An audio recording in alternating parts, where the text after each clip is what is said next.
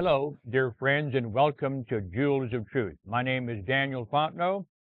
Today, we will be speaking about the papal power and the impending political crisis. Now, you might say that we have just passed a political crisis, but I believe we're still in that political crisis. I think most people would admit that we are in the middle of a political crisis, and it's going to get worse according to Bible prophecy. So, what does the papal power have to do with this impending political crisis? We read here in an article in the American Sentinel of April 4th, 1895 by A.T. Jones the following. The Roman Catholic Church declares that the world is on the eve of a great political crisis, and she is right. The same church further declares that she is the only force in the world that can pronounce the Pax Vobiscum, that can command peace in the coming storm. And that word Pax, or that phrase, Pax Vobiscum, means peace with you. So is she the only church that can bring peace in the middle of this impending political crisis? We propose to deal with this matter in a most practical way. First, by asking and answering the question, what is the record of the Roman Catholic Church as regards rioting and mob violence? The Church of Rome was born both as regards doctrine and supremacy in riot and bloodshed. That's how the Roman Church was born, in the middle of riot and bloodshed. The councils that established her creed were scenes of mob violence, second only to the French Revolution. And if you have read anything about the French Revolution, you know it was gory. And so the councils that established her creed, the creed of the Church of Rome, those councils were scenes of mob violence, second only to the French Revolution, if you can imagine that. The supremacy of the Church of Rome was acquired by the cruel, rapacious destruction of the Heruli, Vandal, and Ostrogoth nations by such papal champions as the savage Clovis, yes, King Clovis, King of France. Her creed and supremacy have been perpetuated by violence and bloodshed. One of the many proofs of this statement is found in the murderous marches of Roman Catholic mobs against the Albigenses. We quote from Catholic authority. Notice, Catholic authority. Innocent III proclaimed a crusade or holy war with indulgences against Albigensian heretics, and requested Philip II, the King of France, to put himself at its head. The king refused, but permitted any of his vassals to join it who chose. An army was collected composed largely of desperadoes, mercenary soldiers, and adventurers of every description, whose sole object was plunder. The war opened in 1209 with the siege of the Bessiers and the massacre of its inhabitants. The war lasted many years and became political. In its progress, great atrocities were committed. Languedoc was laid desolate and the provincial civilization destroyed. Peace was made in 1227 and the tribunal of the Inquisition established soon after. Another historical event bearing on this matter is the massacre of St. Bartholomew. On this occasion, according to the Roman Catholic historian Bastuit, 25,000 Huguenots were butchered by Roman Catholic mobs, and the infallible Pope Gregory XIII stamped the approval of the Church upon the fiendish act. For as soon as the news was received in Rome, the cannons of St. Angelo were fired, or started up, a solemn Te Deum, or Praise God, was sung, and the Pope struck a medal bearing on the one side his own portrait and on the other a picture rudely representing the massacre. So they were praising God that they had massacred these innocent Christians. With these facts and multitudes more that stain the pages of human history and are patent to all the world, the Roman Catholic Church, which the Word of God calls the mystery of lawlessness, has the brazen effrontery to proclaim herself the one and only available power that can control the lawless and the soon coming social revolution.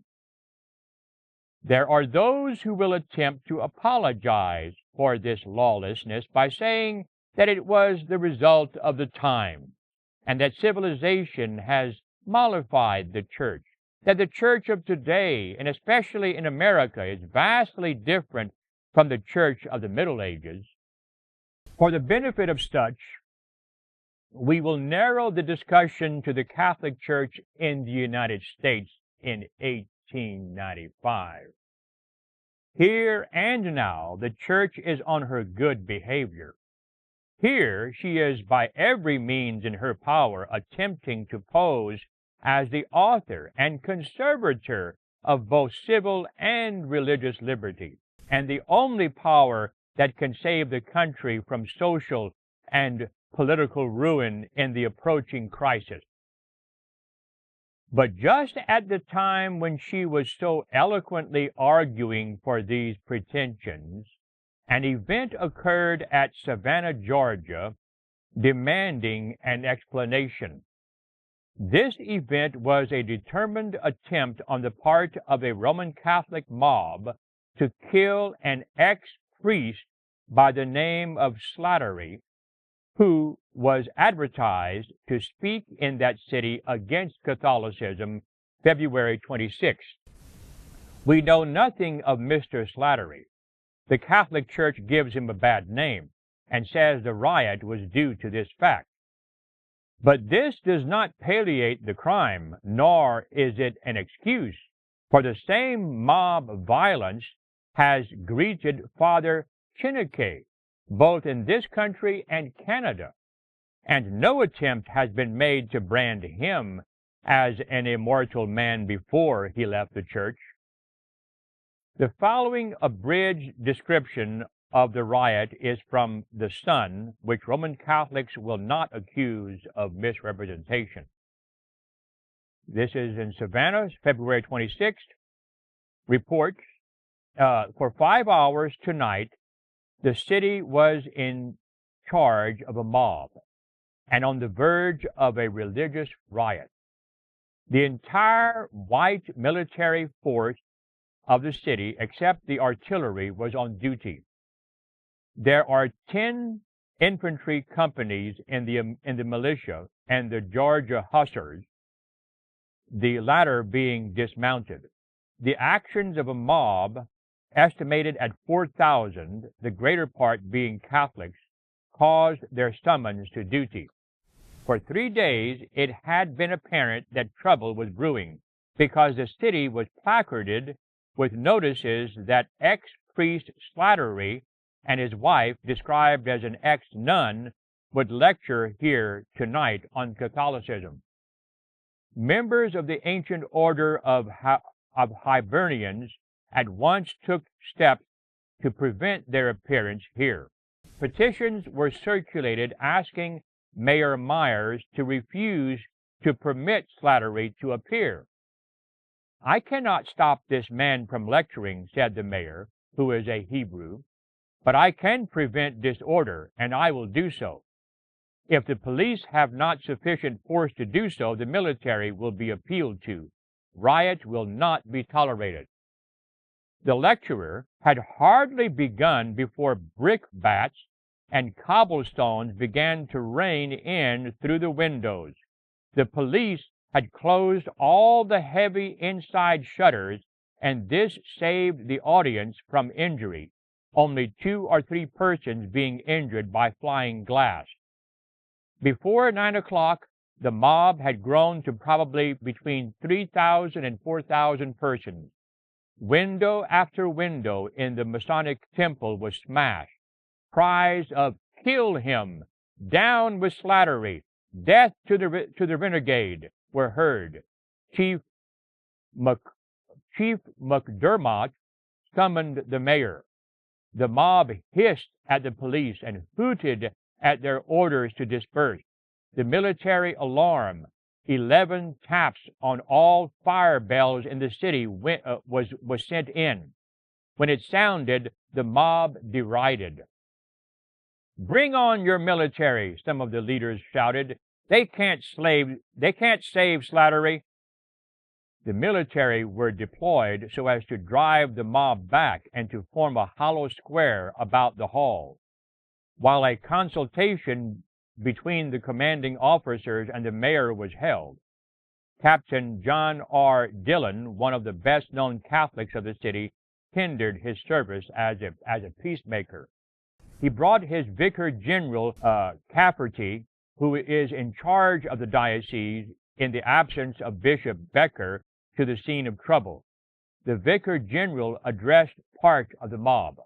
Quote, "This man Slattery," said he, "can do your church no harm. You are bringing disgrace upon your religion by your conduct here tonight. It can meet but with condemnation. I plead with you to disperse and go home. Don't render it necessary to shed blood here tonight." A few of those whom he addressed shook the Vicar General by the hand and left, but the majority stood still. Mayor Meldrum and others urged the mob to disperse, but to no purpose.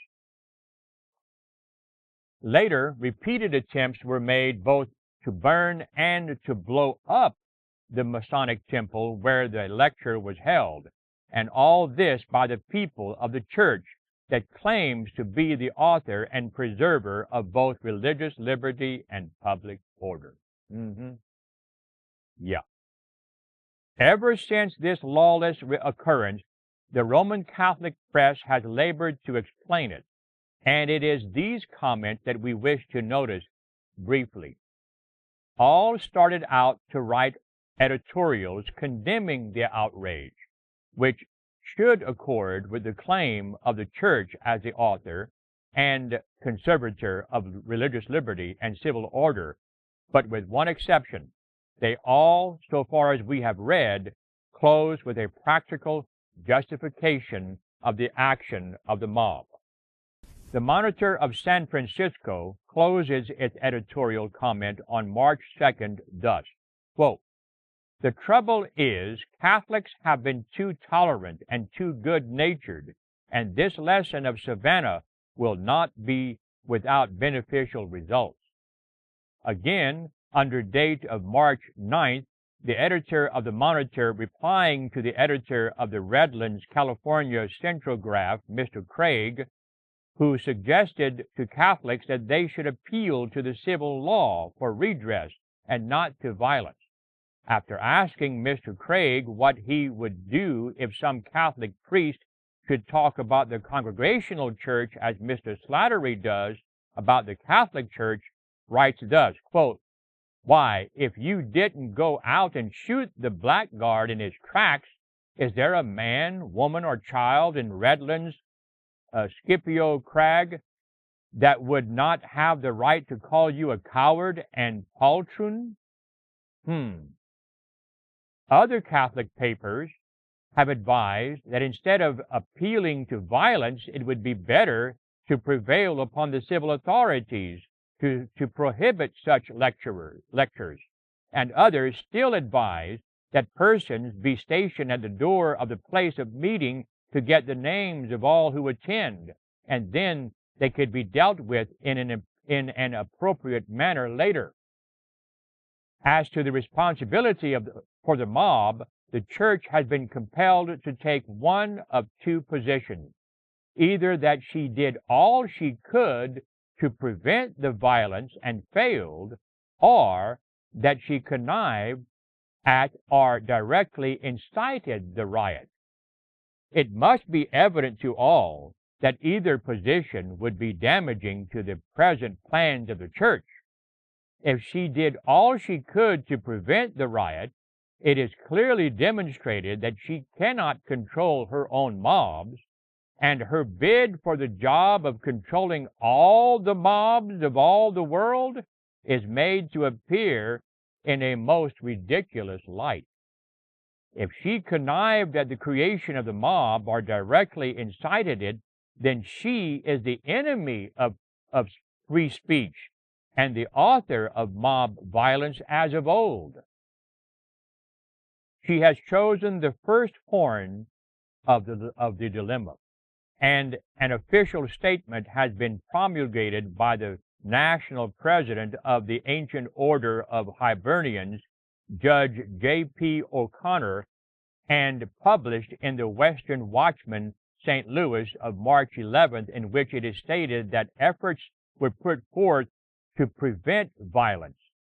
And the Catholic Review of March 9th says that Vicar General Cafferty addressed the mob, urging them to disperse, but to no purpose, as seen by the Sun's account of the riot previously quoted.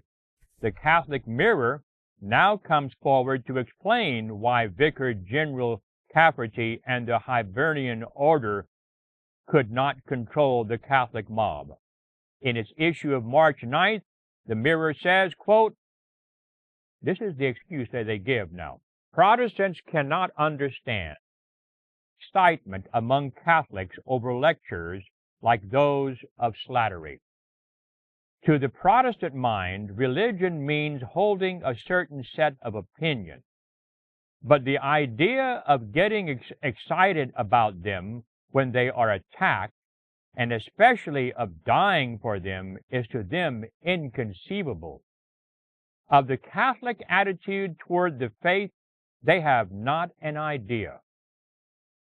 To Catholics, however, the faith is the dearest of all things, and not only is the true Catholic ready to give up his life for it, but at any attack upon it or upon the ministers of his religion or the saintly women who devote themselves to a religious calling, the indignation is so great that with some, especially Catholics of the simpler sort, like the editor of the Monitor, a kind of frenzy ensues, and hence the blind and savage wrath exhibited by the mob at Savannah. Thus, some allowance must be made for these good people who, in hearing the church assailed, were aroused to the same pitch of fury that a loving son experiences when the honor of his mother is besmirched. Unquote. Wow. This is the excuse now that the Catholics gave, the Vicar General gave for this attack upon these people who left the Catholic Church and were exposing the Catholic Church, okay? This reminds me of how the Muslims are sometimes whenever their religion is attacked. We have seen this happen in other countries outside the United States.